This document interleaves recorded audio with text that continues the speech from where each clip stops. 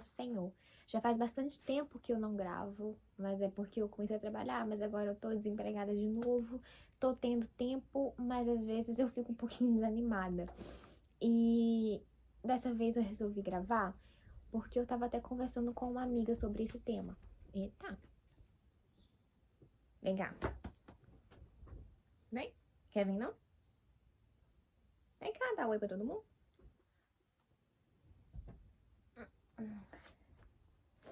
Dá oi lá, dá. Sempre bagunça o cabelo, é impressionante. Nunca ficou bonitinha. Senta aqui. Você quer sentar aqui, não? Então vai lá. Eu conversei com uma amiga ontem mesmo sobre esse assunto, mas eu já tinha pesquisado anteriormente para fazer um vídeo, eu só tava esperando uma boa oportunidade, tava esperando um tempo legal para conseguir falar sobre isso, da forma do qual eu queria falar. Recentemente a gente teve muitos influencers sendo desmascarados, tendo investigações policiais envolvidos, né, em questões muito mais do que só uma questão de senso, é questão, sabe, de crimes mesmo. E eu não vim falar sobre eles, claro, porque aqui eu falo sobre o que eu acredito, que é o cristianismo. E eu queria trazer justamente para os influencers cristãos que nós temos no mundo de hoje, e da forma com que eles têm influenciado. A gente está vivendo num mundo em que ficar sem telefone já causa uma grande abstinência. Você ter um telefone com rede social hoje é quase que obrigatório. Você não pode mais ficar desconectado do mundo. Mas como nós estamos utilizando isso? Nós estamos utilizando isso para a glória de Deus? Muitas vezes não. E eu falo isso por mim também. A gente passa muito tempo conectado, inclusive perdendo o contato com as pessoas que estão próximas a nós. Esses dias eu tava indo pra faculdade, eu tô indo pra faculdade quase todos os dias, e eu comecei a perceber, em todo o meu trajeto da faculdade, que não é tão curto assim, quantas pessoas estavam utilizando o telefone enquanto precisava atravessar a rua, enquanto precisava trocar de calçada. E assim, não tirava o telefone da mão. Era uma coisa que, assim, eu comecei a parar pra pensar. Mas eu também faço isso às vezes. Eu respondo pessoas andando, atravesso a rua com o telefone na mão. E ontem eu vim da faculdade e falei, não, pelo menos entrar dentro do ônibus daqui até em casa, eu vou tentar não pegar no telefone, porque nós estamos extremamente conectados e às vezes nós nem lemos a palavra do Senhor durante o dia. A gente coloca como meta do dia fazer um devocional e a gente não completa, a gente vira e fala, nossa, eu não tive tempo. Mas será que a gente não teve tempo ou nós não separamos um tempo? Eu separei um versículo aqui que eu acho ele extremamente importante. Eu vou ler os 2 versículos, mas principalmente o 2, né? É Romanos 12, 1 e 2. Portanto, irmãos, pela misericórdia de Deus, peço que ofereçam o seu corpo como sacrifício vivo, santo e agradável a Deus. Este é o culto racional de vocês. Tá falando de questão do nosso culto ao Senhor. E não vivam conforme os padrões deste mundo, mas deixem que Deus os transforme pela renovação da mente, para que possam experimentar qual é a boa, agradável e perfeita vontade de Deus. E a gente pode encaixar esse versículo, o 2, em todos os contextos da nossa vida. Quanto estamos dedicando ao Senhor? E o que nós estamos fazendo para nos distanciar do mundo? Porque ultimamente a gente está tão parecido com o mundo que não dá para saber quem é cristão, quem não é. Nós estamos imitando a moda deles, nós estamos imitando as festas deles, nós estamos imitando a forma de falar deles, a forma de utilizar a rede social, a forma de se comunicar com as pessoas. Nós estamos transformando isso numa questão de, tá tudo bem fazer isso. Não é pecado. A Bíblia não fala que é pecado. Só que nós temos que ir muito mais além do que isso. Não se misturar. Voltando para a questão de influenciadores, nós estamos vivendo num mundo de extrema comparação. Eu falo isso por mim, eu sou uma pessoa que quando eu vejo certas coisas, e por isso às vezes eu preciso sair um pouco das redes sociais, porque eu sigo influenciadores cristãos que eu não estou aqui para dizer que é ou não cristão, isso não é da minha conta.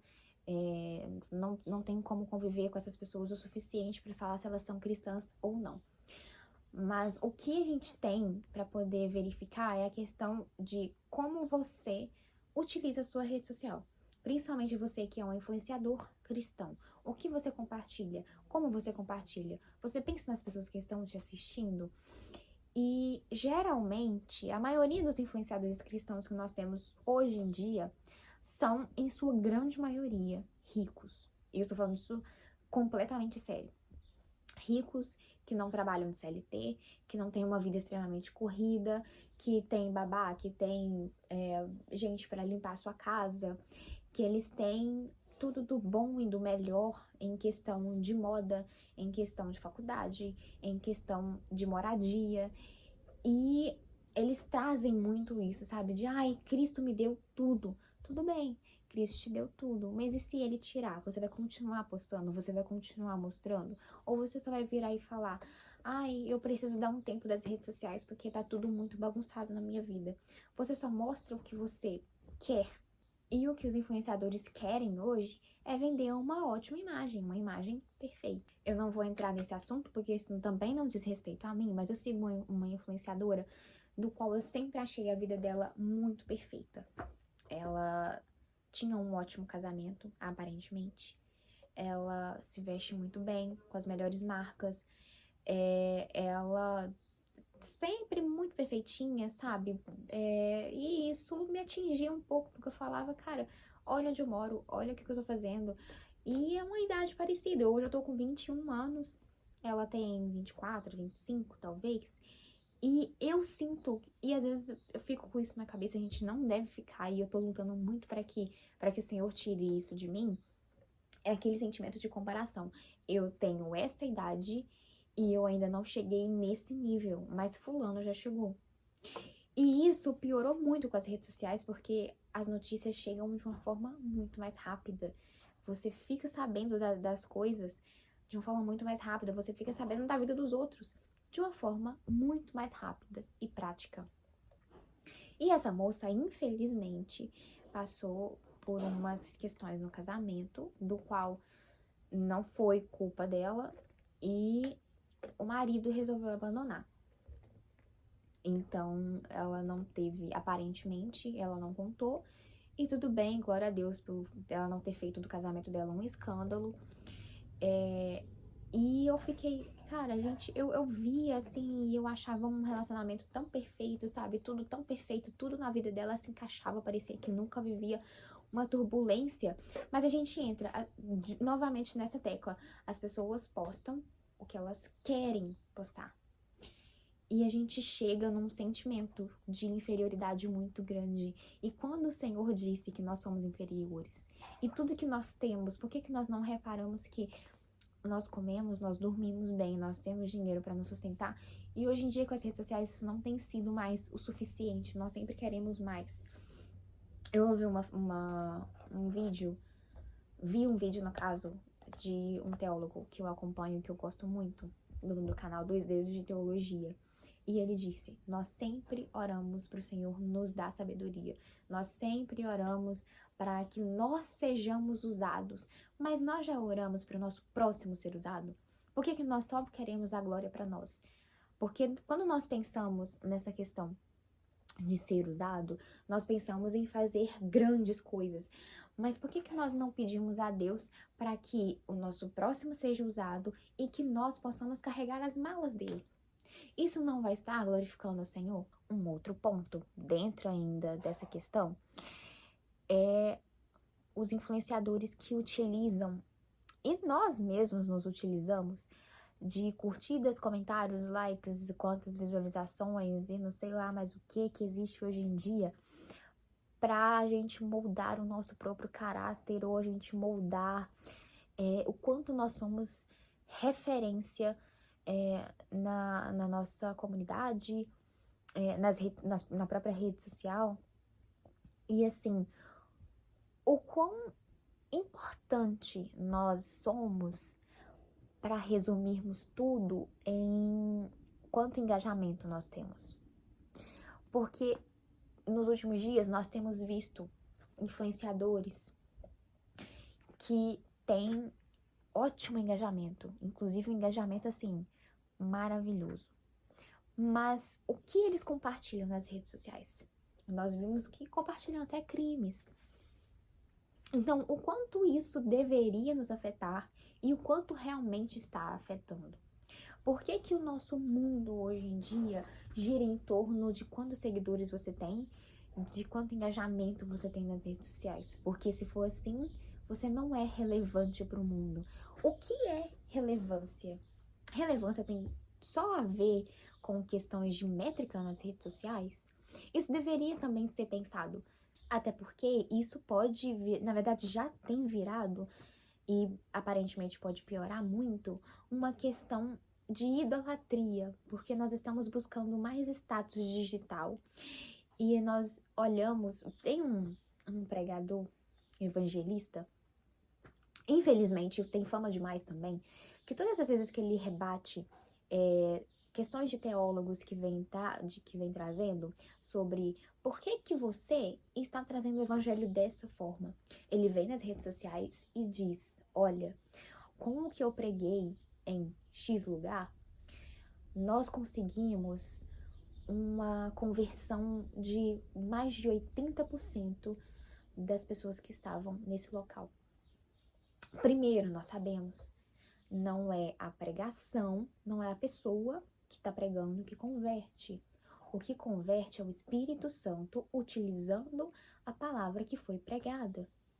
Nós só deixamos a palavra da forma com que o Senhor coloca no nosso coração. E eu espero que seja da forma correta, né? Existem conversões com palavras que são um pouco torpes, mas que ainda pode trazer uma conversão singela, uma conversão correta, uma conversão simples e cristocêntrica. Apesar de, né, dependendo da forma que é traga, é uma forma bem errônea da palavra do Senhor.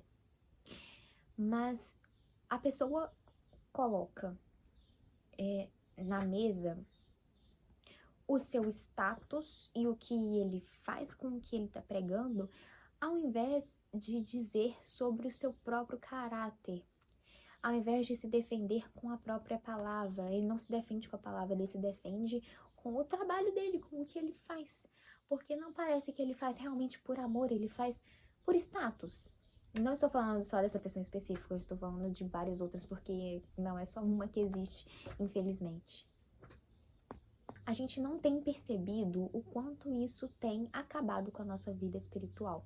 Nós temos deixado de orar, nós temos deixado de jejumar, às vezes acontece, e eu estou falando aqui porque eu já fiz isso. Eu li um capítulo da Bíblia e postei. Às vezes fazemos as coisas simplesmente para postar, sabe? Sabe aqueles vídeos de rotina em que a pessoa mostra uma rotina perfeita? Eu acordei 5:30 da manhã, fui dormir 11 horas da noite e olha tudo que eu fiz hoje. Sabe que essa pessoa consegue todos os dias, ou pelo menos a maior parte dos dias, dentro de um mês, fazer tudo aquilo que ela fez em um vídeo? Ou será que ela só fez tudo isso para poder postar? Ou ela gravou 5 minutos de vídeo, sei lá, lendo a Bíblia, parou e foi fazer outras coisas, foi ver vídeo. Como é que a gente sabe que a pessoa tá sendo sincera no que ela tem postado? Porque a pessoa posta o que ela quer. Voltando naquela questão do que eu disse sobre a questão da comparação, a gente entra na inveja, porque infelizmente, quanto mais a gente compara, mais a gente alimenta uma parte carnal da nossa vida de inveja. Não existe essa coisa de invejinha branca, sabe? Tipo, ai, nossa, eu tenho uma invejinha branca daquela pessoa. Não, nós temos inveja dela. E nós temos que tomar muito cuidado. Eu, novamente, estou precisando sair das redes sociais, porque é uma coisa que me atinge. E eu estou contando um pecado pra vocês. Inclusive, quando eu contei isso pro meu namorado, ele virou pra mim e falou, Thaís, nós vamos nos casar. E quando você vier alguém tendo filhos, você vai virar pra mim e dizer, olha, fulano já tá tendo filhos. Quando a pessoa conquistar o primeiro carro, você vai virar e falar, ó, a pessoa já tá conquistando um carro. E você vai sempre se sentir inferior. Você nunca vai ser feliz dessa forma. E realmente, ao invés de nós alimentarmos a parte espiritual e matar a carne, nós estamos fazendo ao contrário. Nós estamos dando mais importância à nossa carne, nós estamos dando mais importância às coisas desse mundo que nós podemos conquistar do que o céu. Nós estamos dando mais importância ao mundo do que ao Senhor. Se nós não conseguimos ficar 5 minutos lendo a Bíblia para estar mais perto do Senhor, como é que nós vamos viver uma eternidade com Ele? Para finalizar esse vídeo, porque eu precisava fazer, eu achava muito importante, até para mim mesmo, e para minha fé, e para minha caminhada, eu vou deixar Hebreus, capítulo 12, versículo 2 e 3. Olhando firmemente para o autor e consumador da fé, Jesus, o qual, em troca da alegria que lhe estava proposta, suportou a cruz, sem se importar com a vergonha, e agora está sentado à direita do trono de Deus. Portanto, pensem naquele que suportou tamanha oposição dos pecados contra si, para que vocês não cansem e nem desanimem.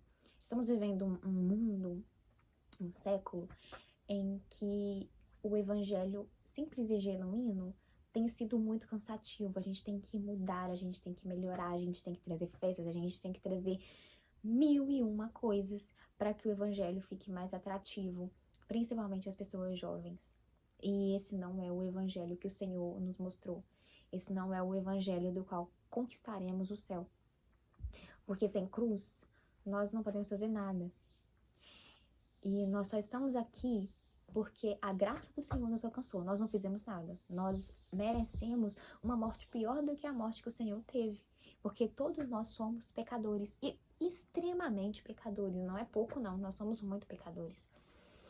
E para que a gente lembre sempre que não é porque a gente tem que viver uma vida completamente chata e completamente pesada. Não. Porque quando nós vivemos em Cristo, todas as nossas questões, ela tem um fardo mais leve.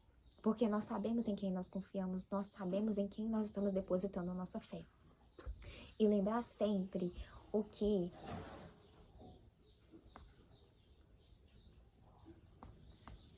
eu gosto muito dessa frase, mas eu esqueci, eu quero falar exatamente da forma com que ela é.